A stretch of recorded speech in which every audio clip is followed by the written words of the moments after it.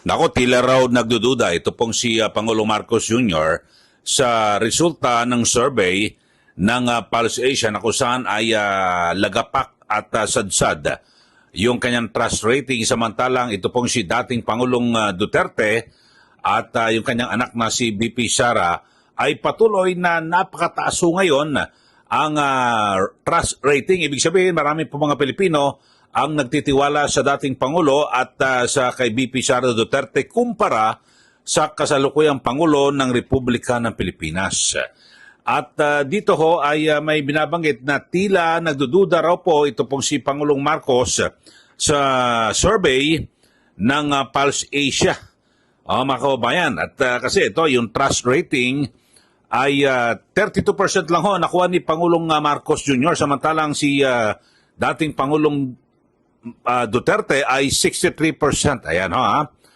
At 50% si BP Sara.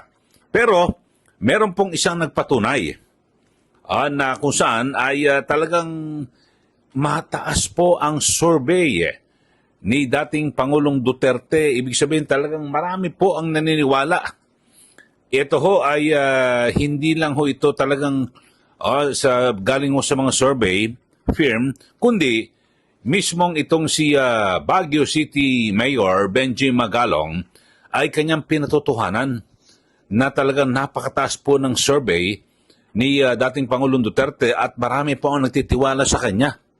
So yun po, ito panoorin po natin yung bahagi ng pahayag ni Mayor Benji Magalong na kung saan ay talagang taka-taka ho siya.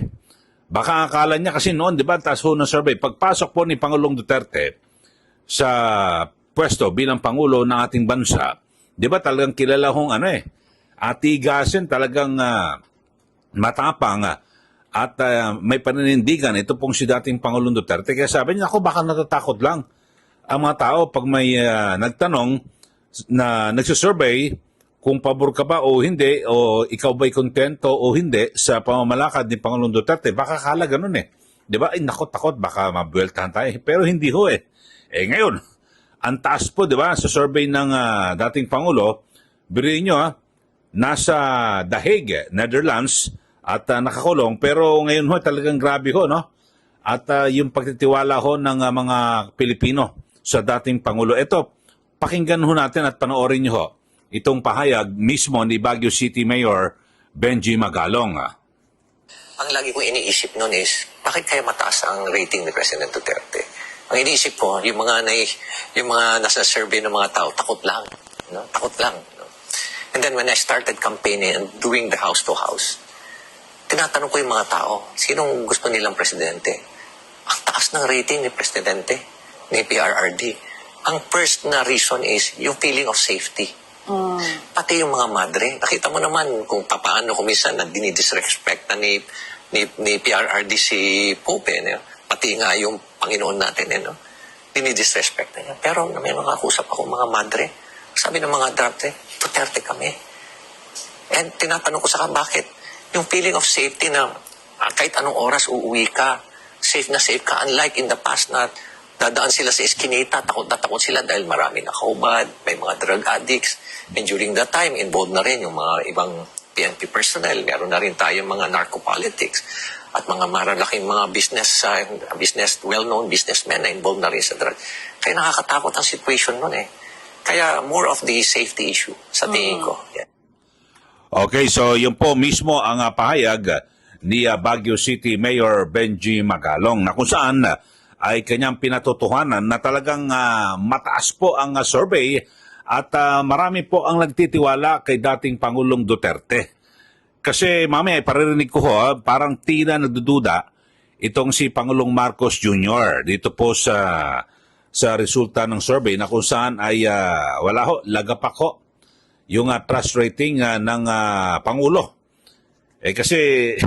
Pero bakit mo naman pagdududahan, Mr. President, yung resulta ng survey? Ako naman, kung ating titingnan mga kababayan, ako naniniwala ako dito sa nasabing survey. Bakit Kasi resulta ng eleksyon 'Di ba? Kung mataas, kung hindi ka panipaniwala, yung trust rating, yung survey dito po kay Pangulong Marcos Jr., di sana ibinoto yung kanya mga lahat ng mga kandidato ng alyansa ay ibinoto ng taong bayan. Kung marami po ang nagtitiwala sa Pangulo kasi si Pangulong Marcos Jr. ang numero 1 na nag-endorso sa mga kandidato ng administrasyon, di po ba? Pero lumitaw nga ho at sabi nga parang hindi po nagamit yung makinarya na dapat ho di ba? Kasi ang daming mga politiko kapag midterm elections ay nagsisiksikan ho yan sa nakaupong presidente. Bakit ho? Kasi yung makinarya at resources, alam niyo na ho yun. Makinarya talagang buong gobyerno at lahat po ng mga lokal na pamahalaan kontrolado ho ng chief executive. Kaya nga yung bawat lokal na pamahalaan may mayor. Yung tawag ho doon ay local chief executive. Yung Pangulo, yun po ang pinaka chief executive. Hindi po ba? So, kontrolado niya. Kaya may makinarya. Tapos, alam naman natin, syempre, yung resources sagana sa pondo. Di ba? Kaya marami po nagsisiksikan. Pero, sa nangyari ho sa 2025 elections, wala po Kasi ang nag-endorso po ay mababa ang tiwala ng taong bayan. Diyan po. So, yun ho mga kababayan at ito, hindi lang ho ito basta nag-survey. Ito pong si Mayor Magalong, yun talagang siya po nagbabahay-bahay kasi siya mismo nangangampanya. At itinanong niya rin, mismo mga madre, di ba? Kung inyo po matatandaan, nung nasa panunungkulan pa, ito pong si dating Pangulong Duterte, di ba? Talagang kung pinupunan niya rin po at di ba may mga joke po siya na parang kawalan daw ng respeto sa Panginoon at sa kaparian o sa Pope mismo, pero mismo mga madre ang nagsasabi na mas gusto ho nila kay Presidente Duterte. Ano ho ang issue? Yung safety, yung kaligtasan ho mga kababayan. Kasi marami ho, ako may mga nakakausap po ako na talagang sa panahon daw po ni dating Pangulong Duterte, talagang mas matiwasay at yung kampante ho sila na kahit anong oras ng gabi, maglalakad, wala hong mangyayari. Kasi noon talagang pinagbabawal ho, di ba? Kapag nakatambay ka sa labas, nakahubad ka, kung ano-ano, nakuyari kayo lahat. Kaya wala ho yan sa kalye. Alam nyo ho, kaya yung mga overseas Philippine workers, matindi ho yung kanilang tiwala sa Pangulo noon. Na kung saan, siyempre, nasa abroad sila, yung kanilang mga kaanak, mga anak, dito ho sa Pilipinas, ay safe na safe, ligtas na ligtas. O yun ho. Kaya sabi po ni Mayor Magalong, talagang sa kanyang pananaw at base po sa kanyang ginawang pag-iikot din, nagbahay-bahay po siya, na ang isa po sa numero 1 na nakikita niya hong dahilan bakit maraming nagtitiwala at maraming gusto kay dating Pangulong Duterte ay yung safety, yung kaligtasan ng mga mamayan. Pero ito ho, parang sabi ho ni Pangulong Marcos, tatawa-tawa ho Natanong ho siya ng media na parang wala ho siyang tiwala. Dito ho. Ito, panoorin po natin. Iniugnay din ng kanya mga kritiko sa patuloy na pagbaba ng approval ng trust rating sa Pangulo. Tulad na lamang ng pinakahuling survey ng Pulse Asia, kung saan lumalabas na mas mataas pa ang rating ni dating Pangulong Rodrigo Duterte kahit nakakulong na ito sa The Hague kaysa kay Marcos. Mas mataas din ang trust rating ni VP Sara Duterte. Pero ipinagkimit-balikat ito ng Pangulo at tila kinwestiyon ang kredibilidad ng survey. Let's look at other surveys before we act. Know your source. That's always imperfect information makes you make imperfect decisions. The more perfect your information, the more perfect your decision will be. That is one source of information, and you have to understand where it's actually coming from.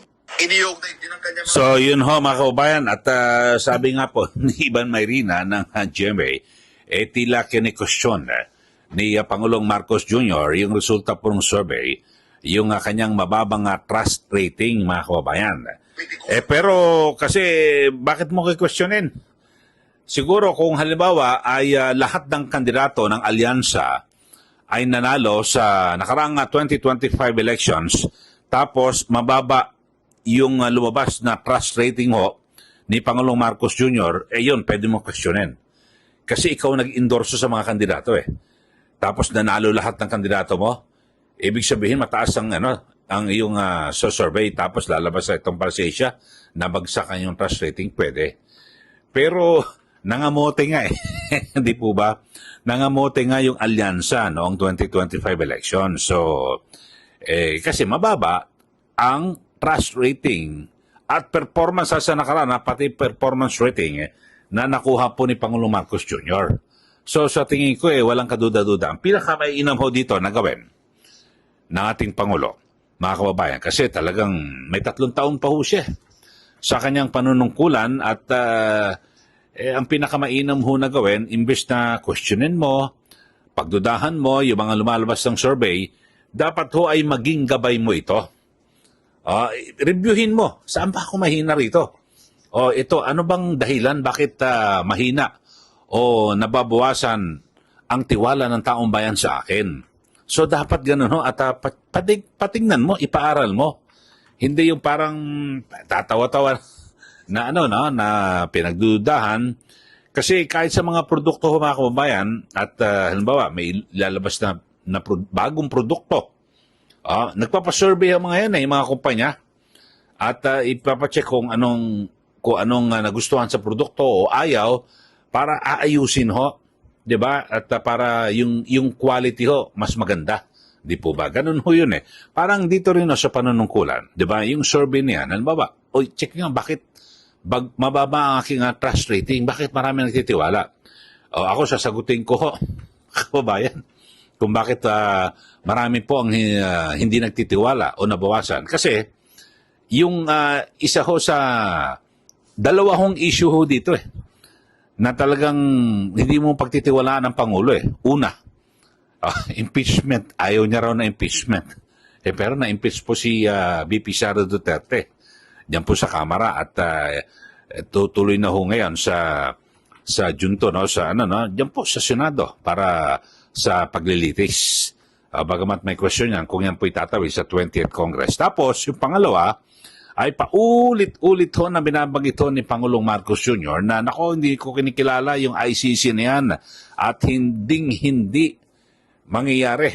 Ni isang daliri raw, hindi siya magbababa para kilalanin ng ICC at ipakulong si dating Pangulong Duterte. So ano nangyari? Kabaliktaran. So siguro, siyempre, kung sino man may na-survey, nagtitiwala ka ba sa Pangulo? Sabihin mo naku hindi. Lahat ng sinabi, kabaliktaran. So, parang ganun ho, mga kababayan. Kaya, siguro, tingnan ho ng ating Pangulo, salaminin niya yung kanyang mga ginawa at re-reviewin mo lang naman, ito mga ginawa ko. Naku, ito pala ayaw ng tao. Yun ho. Kasi kadalasan, kung anong sinasabi, kung ano ang kinukuda, tapos iba ang ginagawa. Talagang mawalan po ng tiwala. So, may panahon pa, Mr. President. 3 taon pa ho ang inyong panunungkulan na nalalabi. Kaya lang, siguro, pinakamainam na gawin, talagang magkaroon po ng masinsinan na pagbusisi, pagrepaso dito po sa inyong mga polisiya sa gobyerno. At ganyan din, siyempre, yung ginagawa niyo hong cabinet revamp, pagbalaso sa gabinete, sana ay makatotohanan. Kasi hindi lang mga cabinet secretaries, pati yung mga pinuno ng mga GOCC, yung government-owned and controlled corporations, yung mga garon, lahat to pinag-resign. Parang gustong i-overhaul at parang dapat to palit tao na lahat kung gusto nyo, mga kababayan. Pero dapat titignan lang naman sino ba yung mga pumalpak? Bakit bumaba ang aking rating? Dapat yun diretsahan na tanggalin, di po ba? So, yun lang ho. Mga kababayan, at ulitin ko lang ho at sa ating issue ngayon, ito hong si Baguio City Mayor Benji Magalong ay parang tila kinokontra yung naging pahayag na tila pagdududa rin ni Pangulong Marcos Jr. sa resulta ng survey na kung saan ay napakataas po na nakuha ni dating Pangulong Duterte na kung saan ay 63%, samantalang ito pong si VP Sara Duterte, pangalawa, ay 50% at ito pong si Pangulong Marcos Jr., yun ho, nangangamote. Talagang napakababa sa 32%. yung kanyang trust ratings. Nako, importante ho ito mga kababayan dahil sa yung tiwala ng mamamayan, lahat po ay siyempre gagawa ng mga desisyon ang Pangulo Mga proyekto o ano man, kung wala ang tiwala ng taong bayan, nako, hindi po magtatagumpay yung programa. Di po ba? Okay, sa mga bago lang po sa ating channel, nako, subscribe na po kayo. At siyempre, huwag niyo pong kalimutan na i-share at i-like yung ating YouTube channel para lagi po kayong updated dito po sa ating mga pagtalakay sa mga maiinit na issue dito po sa ating bansa. Maraming salamat muli. Ito po si Ka Eli. Magandang araw po sa ating lahat.